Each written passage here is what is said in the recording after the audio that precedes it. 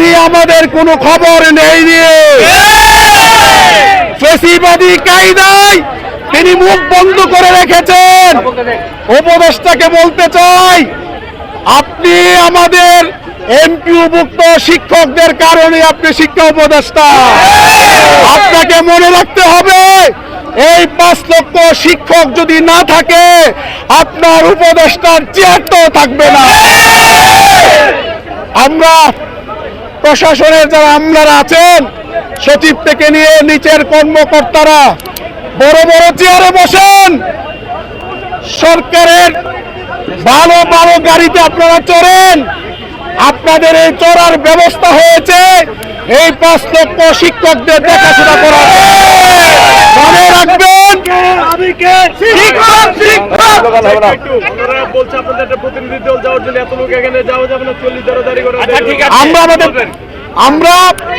আমরা যেহেতু এখানে আসছি সরকারের সাথে আলোচনার মাধ্যমে আমাদের দাবি আদায় করার জন্য, আমরা সরকারের সহযোগী শক্তি।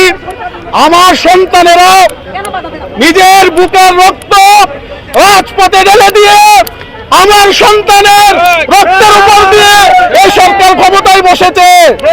সুতরাং আমরা যাব। আমি বলছি, আমরা যেহেতু আলোচনার মাধ্যমে সমাধান চাই, আমরা আগেও গিয়েছি, এখনো যেতে চাই, কিন্তু গিয়ে মিষ্টি কথায় আমাদেরকে ফিরিয়ে দিলে কোনো কাজ দাবি দেওয়া আমাদের মানতে হবে। আমরা সরকারকে সহযোগিতা করতে চাই। আমরা 6 মাস কোন আন্দোলনে আসি নাই। 17 সাল থেকে টানা আন্দোলন করেছি। আমরা গত বছর 23 সালে আমরা 44 দিন লাগাতার আন্দোলন করেছি। আমরা 23 সালে 22 দিন আন্দোলন করেছি। আমরা 18 সালে 20 দিন আন্দোলন করেছি। ঈদের নামাজ এই মাউসিতে পড়ে ঈদের দিন আমরা মানববন্ধন করেছি। জাতির বিবেকের কাছে প্রশ্ন রাখতে চাই, একজন শিক্ষক কতটা অসহায় হলে ঈদের দিন ছেলে মেয়ে স্ত্রী সন্তান মা বাবা রেখে প্রতিবাদ করার জন্য জাতীয় প্রস্তাবে সরকার আগের সরকার আমাদের এই কথাগুলোতে গুরুত্ব দেয়নি। আমাদের সন্তানদের রক্তের উপর এই সরকার দাঁড়িয়ে, সুতরাং আমাদের কথা শুনতে হবে। আমাদের বৈষম্য তাদেরকে দূর করার দায়িত্ব নিতে হবে। আমরা এতদিন আমরা সোজা আঙ্গুলে আমরা চেষ্টা করেছি, আমরা যাচ্ছি। আমরা উপদেষ্টা মহোদয়ের সাথে 2 বার সাক্ষাৎ করেছি, তার অতিরিক্ত সচিব হুমায়ুন কবিরের সাথে দেখা করেছি, আমরা কথা বলেছি, কিন্তু এখনো কোনো ওনারা আমাদেরকে বলেছেন আলোচনা করে জানাবে। আজকে 3 দিন হয়ে গিয়েছে, ওনারা কোনো আমাদেরকে জানাননি। সুতরাং ওনারা যদি এইভাবে মুখ বন্ধ করে রাখেন, শিক্ষক সমাজ কিন্তু আর শান্ত থাকবে না। শিক্ষক সমাজ এরপরে কিন্তু আঙ্গুল বাঁকা করা শুরু করবে।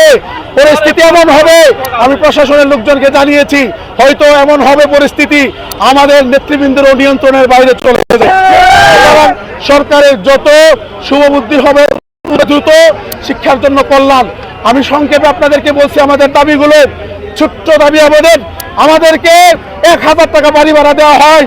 সাংবাদিক ভাইয়েরা, আইন শৃঙ্খলা বাহিনীর নিয়োজিত ভাইয়েরা, আপনারাও আমাদের সন্তানের মতো, ভাইয়ের মতো। আমি শেষ করছি, আমরা যাব, আমাদের কথাগুলো শুনেন, আমরা যাব। আমরা যাচ্ছি, এখনই যাচ্ছি। আপনারা আমাদের ভাইয়ের মতো, অনেকে আমাদের সন্তানের মতো, শিক্ষার্থীর মতো। আমরা 1000 টাকা দিয়ে কোথায় বাড়ি ভাড়া পাবো? আপনাদের কাছে প্রশ্ন রাখলাম, জাতির কাছে প্রশ্ন রাখলাম, কিন্তু আমাদেরকে 1000 টাকা বাড়ি ভাড়া দেয়। আমাদের শিক্ষকদেরকে উচ্চ ভাতা দেয় 25%, মাত্র 25 ভাগ। আমার এন্ট্রি লেভেলের একজন শিক্ষক সে বোনাস পায় 3100 টাকা, মাদ্রাসার ক্ষেত্রে 2500 টাকা। আপনারা বলেন এই 2500 টাকা দিয়ে কিভাবে ঈদ উল ফিতর, ঈদ উল আজহা উদযাপন করবে? আপনারা জানলে আপনারাও কষ্ট পাবেন। আমাদের এমপিওভুক্ত অধিকাংশ শিক্ষক কুরবানিটা পর্যন্ত দিতে পারে না।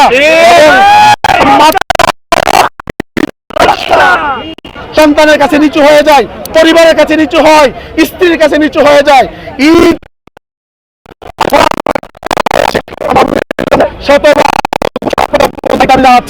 এই ঈদ থেকে আমাদেরকে শতভাগ প্রজ্ঞাপন না জারি করলে এবং